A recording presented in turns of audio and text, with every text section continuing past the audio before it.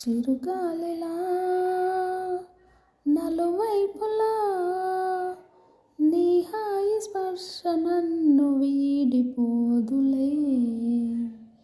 ఉంటాలే ఉంటాలే నీ వెంటే ఉంటాలే, ఏనాడైనా ఎప్పటికైనా నీతో ఉంటాలే.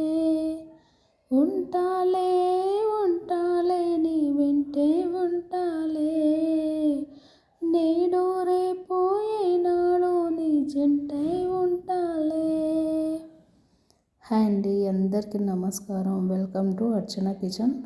అందరు ఎలా ఉన్నారండి? నేను బాగున్నాను, మీరు కూడా బాగుండాలని కోరుకుంటున్నాను. నేను ఈరోజు పులిహోర చేస్తున్నానండి.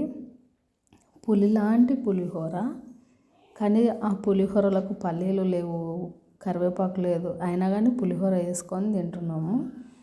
ముందుగా బాండి పెట్టేసి అందులో ఆయిల్ వేసుకొని తగినంత ఆయిల్ వేసి, తర్వాత పోపు దినుసులు, తర్వాత ఉల్లిపాయలు పచ్చిమిర్చి వేసి, కరివేపాకు లేదు, కొత్తిమీర వేస్తున్నాను. కొంచెం కొత్తిమీర వేసుకొని టేస్ట్కు తగ్గట్లు సాల్ట్ కూడా వేసుకోవాలి.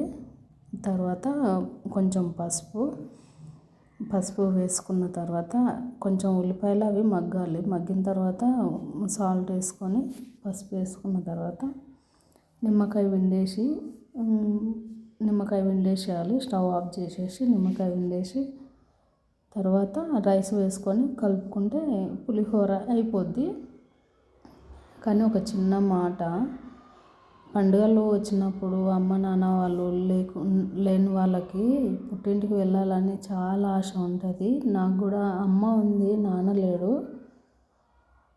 పండుగ వస్తుంది కదా, పండుగ వస్తుంది అంటేనే అమ్మ నాన్న పుట్టిల్లు గుర్తుకొస్తుంది. చాలా బాధ అవుతుంది అసలు. పుట్టిల్లు అన్నదమ్ములు ఉన్న పిలిచేవాళ్ళు కూడా ఉండరు కొంతమంది, వాళ్ళు పట్టించుకోరు అసలు. అమ్మ నాన్న ఉన్నప్పుడే ఒక 4-5 సార్లు అన్న వెళ్ళి చూసి వచ్చి మనం పిలిచినప్పుడు కూడా మనం పోవాలి. పోకుండా ఉంటే అసలు అమ్మ నాన్న లేనప్పుడు ఆ విలువ తెలుస్తుంది మనకు కూడా. కాకపోతే ఎవ్వరు పట్టించుకోరు, అదేందో. అందరికీ నమస్కారం అండి. కొంచెం లైక్ చేయండి, సపోర్ట్ చేయండి ప్లీజ్.